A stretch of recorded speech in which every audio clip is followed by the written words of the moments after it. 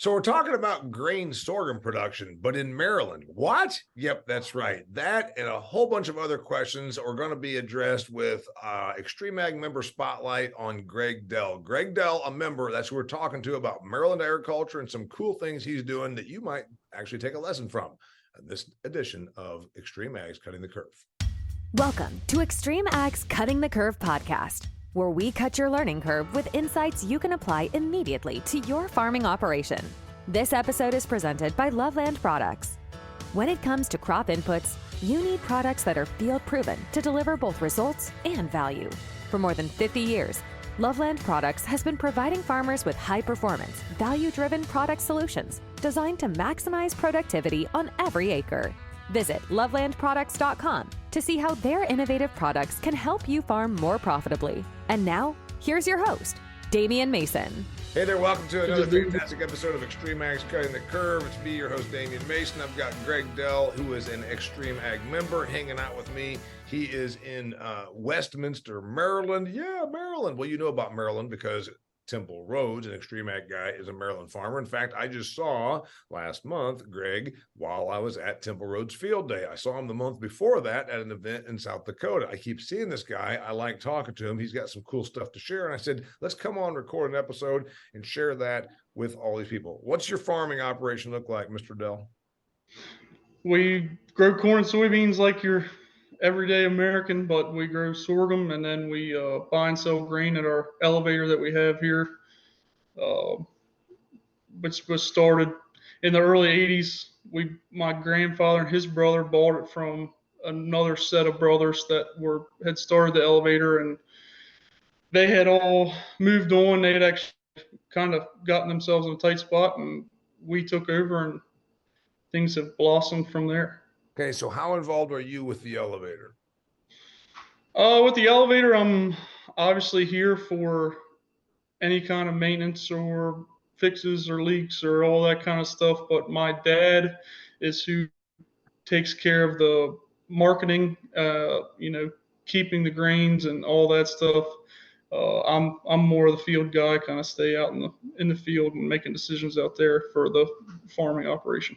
You're a young guy. You're not even 30 yet. You're 29 years old. So take me from, okay, growing up, you were around the farm, you were around the grain elevator. Did you go to college? No, sir. So did you come back when you were 18, you got out of high school and said, I'm ready to go to work, or what'd you do? So that was kind of part of the deal. I guess I broke old. I was oldest in my generation. And I did not want to go to college, but my dad kind of made it a rule that we go somewhere. We either work somewhere or go to college.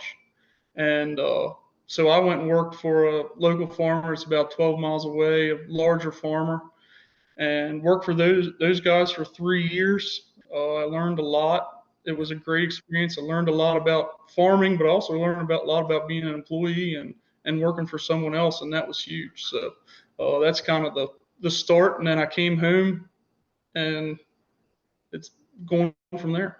Yeah, it's tremendously valuable, that growth phase. You know, the difference between age 18 and 21 is only 3 years, but if you do it right, it's about 10 years of growth and maturity that happens there. So that's kind of what you're talking about. So there's the grain elevator, and you had said previously that there's not as many grain elevators out in your part of the world as there are like in the Midwest. So you've got a bunch of loyal customers, but it's still a very conventional operation. They bring in their stuff, you put out the bid, you buy their stuff, you process it, clean it, mix it, blend it. Usually take the crummy stuff and blend it with the good stuff so you don't have a problem. Put it on a train, pretty much, right?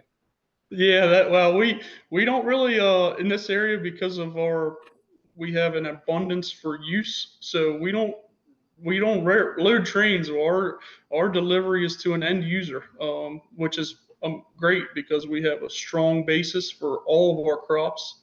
I shouldn't say all go to an end user. A lot of our soybeans go to an export facility, but pretty much everything else goes to an end user, and it gets ground to flour feed or Yeah, something so like that. because you're nearer to population. Now, by the way, we say that all the time. I mean, I'm in Indiana. Fort Wayne's 300,000 person town, and it's 20 miles up the road, or it's 90 miles to Indianapolis, which is a 1.5 million. So they're pretending that out here in the Midwest, we're just like totally. This ain't Western Nebraska, right? This isn't Right. the hinterlands of the the Western Plains, but you are even closer to population than we are. And more importantly, you're closer to lots more people on the East Coast. So you say our stuff goes a lot of times to end users. That's for human consumption food in many cases. Yeah, and human consumption and food and animal consumption. There's a lot of chickens. Yeah. I'm sure Temple's mentioned a lot of chickens in his area, which Temple's about 90 miles from me.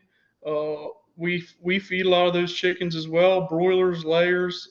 There's also a lot of cattle, a lot of dairy cattle still in the area. The number of farms is dwindling, but the size of the operations are growing, and they need feed. Yeah. So on some of your purchases that you're making from your customer base, is it food grade, food grade, crop, food grade commodities that is there different stuff? Are you just, versus normal number two yellow corn? Are you bringing in stuff that's for corn chips or something like this?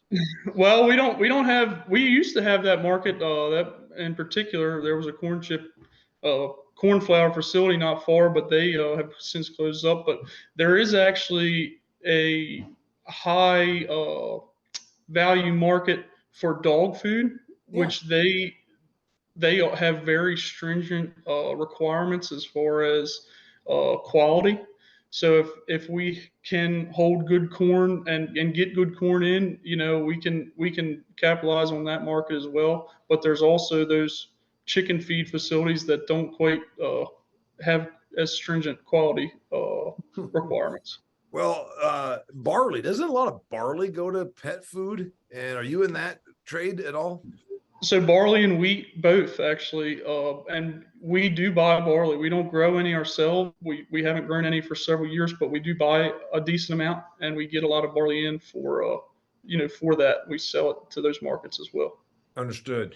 So, all right, I want to hear all about the grain sorghum because that's an interesting thing. But before I do that, so a few things that are different. Because remember, farm people like to know what's similar, what's different. What's different where you are is you're closer to human population. You've got, as you said, there's less crop production in mass Right. where you are. So most of your stuff doesn't hop on a train and go away. It stays there for consumption, human or livestock consumption. Yields are, I mean, your yields are as good as they are. I mean, Temple has some really good yields, so your ground is fine, right? Yeah, well, we have a lot of varying soil. We have rolling hills like where Kelly Garrett's from. They're a little more cut up by trees and such things, but we have a lot of variant in a very short distance. We have extremely heavy red clay soils to the north on the Pennsylvania line that we form. And then you get to our home base here in central Maryland, and we have very sandy loam soil. So we get the whole spread of it, and that's the best part about our area because we can still capitalize, it seems like anyway, whether we have a lot of rain or a little bit of rain. Yeah. That's kind of the gist. Got it. And how many total acres are farmed with the Dell farming operation? We farm about 2,500 of our own, and then probably another 600 or 700 of custom work that we do all the work for. Got it. Then you've got the grain mill. So how did this whole grain sorghum thing come up? Because remember, grain sorghum is supposed to be raised. So There's 6.5 million acres of grain sorghum in the United States. I know I talked to a grain sorghum guy, and it's in Kansas and the Panhandle of Texas and a little bit in Oklahoma. Basically, it's where you're supposed to grow this stuff. Why are you fooling with it up there in Maryland? So grain sorghum was posed to us probably 6 or 7 years ago. We were looking for something different. We had kind of stopped growing small grains, and it was posed to us as a crop that deer don't like to eat. Well, Mhm. it goes along with the heavy population. We also have a lot of wood-laden areas, development, things like that, and because of that, we have a lot of deer pressure in certain farms pretty much every farm anymore, but some farms are worse than others. So anyhow, we look into this grain sorghum thing, and sure enough, we have almost no deer pressure as far Right. as eating when it comes to planting this grain sorghum. What's interesting is there's people that are not ag people, and it's like, oh, we love seeing the deer, and like, yeah, and I hunt deer and all that, but there's a lot of non-comprehension among the suburban types of the amount of damage. You're talking about like grazing, like having a flock of sheep out there grazing. I mean, they beat the hell out of the corn yields and edges around the farm where I was raised, because you've got a ton of woods and wildlife property around there, and so this becomes the feeding ground. So you lose about, you lose an acre or so. Yeah, and there was in one farm in particular that we've grown sorghum just about every year since we've done it. There's a 15-acre field on this farm, and about 6 or 7 acres of it, and when it's in corn, will be a zero when you're Yeah. harvesting because of the deer. So one thing you need, Greg, if you're going to have any commodity production, you need the infrastructure. You can't have a cotton gin with no cotton acres. You can't have cotton acres with no cotton gin. Where does the grain sorghum go? Where's the infrastructure? Because that's the thing that you need. And you told me about this, and I think it's pretty cool how you came up with this idea. Besides the deer pressure, there's another reason you're growing sorghum. Well, we have the facilities to store it and store it separate because our system is older. We have a lot of smaller bins, but there's a huge market for bird seed in just to the north of us. It's not super far away. We have 3 facilities that we work with, and they take it. We seem to grow some pretty sorghum. They really like the sorghum that we send them. Obviously, we don't grow enough to supply their demand, so they get sorghum in like you're talking about that comes in on rail, and they prefer us to bring them sorghum. It's closer, it's a little cheaper, and it's a great market for us. Yeah. So bird seed is where your stuff goes. So the acres of the 2,500 that you own and farm on the Dell acres, how many of them are going to be in grain sorghum in 2023? This year it's 200. Yeah. And you're going to grow that next year.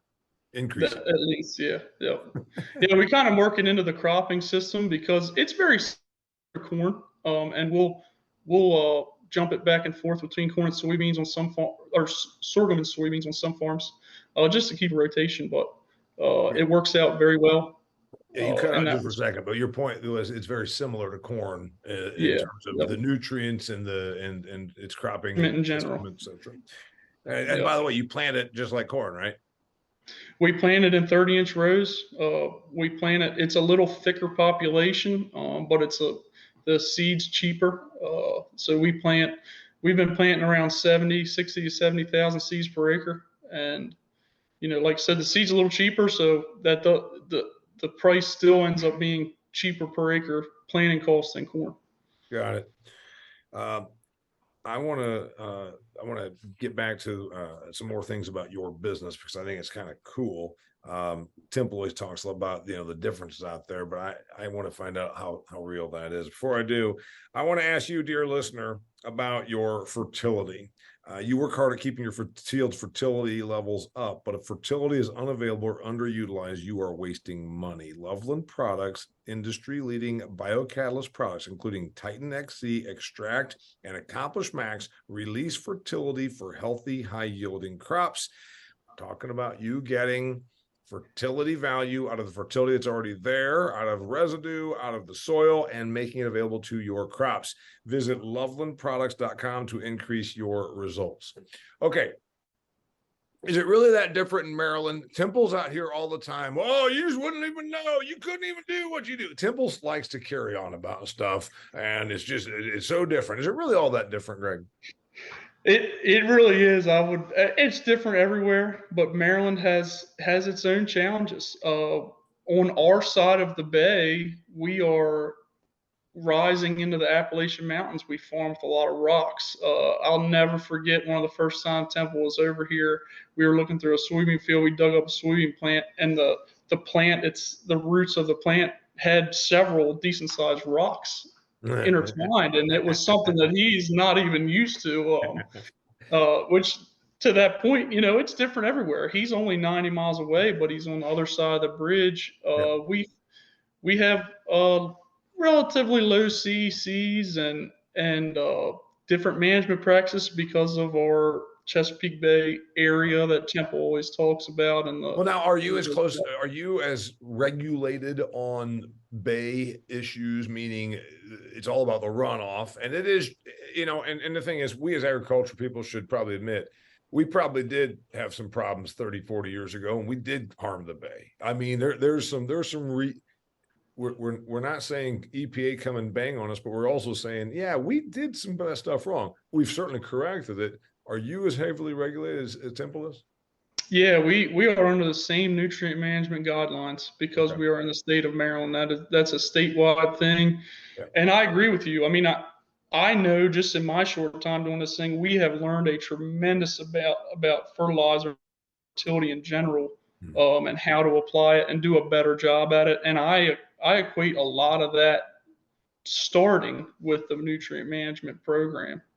So I think it's neat. You just segued right into my next topic. You said, you're a 29-year-old guy, you're forward thinking, you worked for the neighbor farming, large scale farming operation for 3 years. You learned some things there about business, about working for other people, about farming in general. You brought it back now to the family agribusiness. So answer me this. One of the things you also did, you joined XtremeAg as a member, paying member. What has been one thing that you have gleaned, or one practice that you have changed, or something that you're like, because of what I've done with XtremeAg, seen, learned, listened to, seen Damian talking to the farmers, seen the guys in the fields, been to one of the meetings. Give me one or two big takeaways that you've gotten from XA and how it's helped you. Probably the number one thing that I would say specifically from XtremeAg, and there probably is two, and I'll touch on the second one, but the number one thing is pay attention to your crop.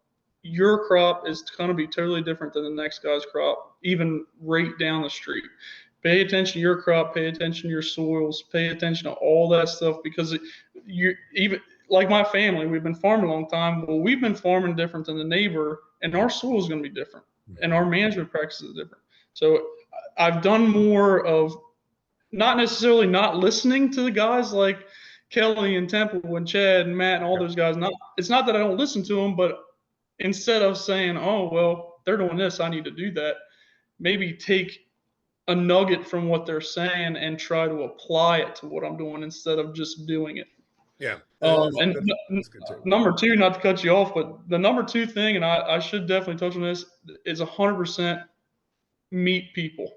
Talk to people, just like talking with you. I mean, I've gained a lot of valuable relationships. Yeah, there's something to that. It can be a fairly insular and insulating business. In many cases in agriculture, the people right down the road from you resent you or are hostile or are mad at you because you farm 80 acres that they thought they were supposed to get, or some silly stuff like that. So talking to people and the networking aspect of this, also it feeds your head. You're thinking about stuff that Lee Luber's talked about in a video that you're thinking, oh crap, I gotta tell you what, I never thought of that. So I think that's the good part there. All right, you're a young guy. You're assertive. You've got you go to events. You're trying to learn. Stagnation is slow death. Take me business plans. No. Do you have to have it all figured out? No. But just take me a year or 5 or 10 down the road and tell me where things are going to go for Greg Dell.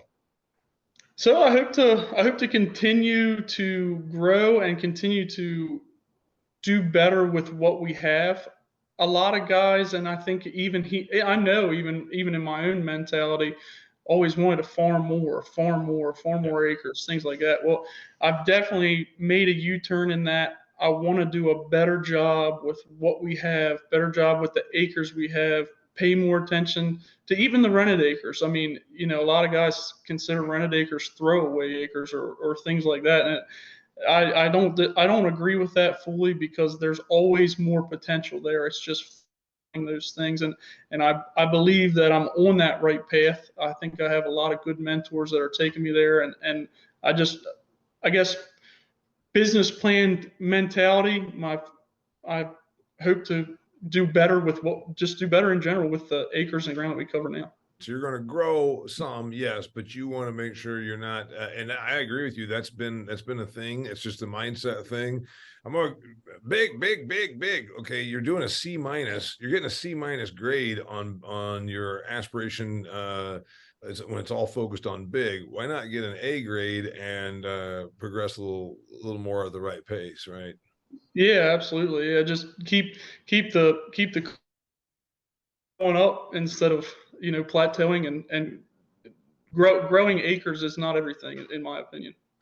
One tip, one idea, one practice, one habit that you fully recommend, since we are in the business of sharing ideas and information and insights. One practice, idea, innovation, habit, something that you do that you think that others should consider. It could be personal. It could be personal or professional, whatever. I'm giving you free reign here, buddy. Well, wow, that's a big one. Don't go to sleep with your boots on. All right. No, I mean, business wise, I guess, ag wise, agronomy wise, the biggest thing that I've changed in our operation is try things.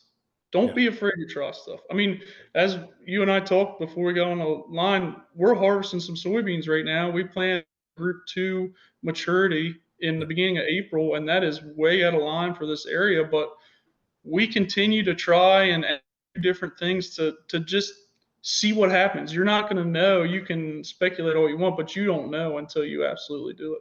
Yeah, I like that. And so, yeah, you went with some really aggressively early stuff. Was the reason for trying it that you space out your season? What was the reason you told yourself that you wanted to do this?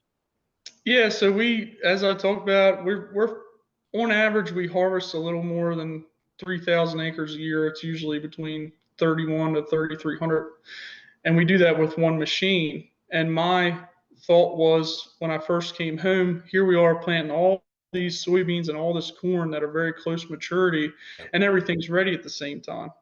Well, let's spread that out. Let's do a little bit down the line. I don't care if I start in beginning of September and don't end till the beginning of December, but at least we're not crammed and everything's ready at the same time. And that ends up costing you bushels.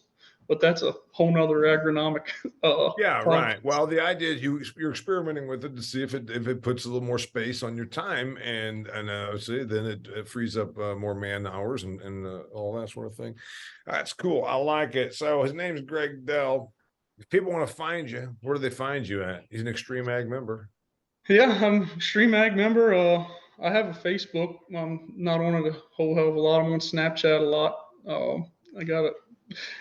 I have Snapchat a lot, got a lot of followings on there, but Twitter and Facebook and Snapchat, I'm on there a lot, and I like to be at a lot of events. So you'll find him at one of our XtremeAg field days or Commodity Classic or wherever you might see the XtremeAg folks moving forward. Till next time, it's been a cool member spotlight. Thanks for being on, Mr. Dell. Thank you, sir. Till next time, this is XtremeAg's Cutting the Curve. That's a wrap for this episode of XtremeAg's Cutting the Curve. But there is plenty more available by visiting XtremeAg.farm. For over 50 years, farmers have turned to the proven lineup of crop inputs offered by Loveland products. From seed treatments, plant nutrition, adjuvant, and crop protection products, Loveland has the complete lineup to keep your farming operation productive and, most importantly, profitable. Check out lovelandproducts.com to learn more.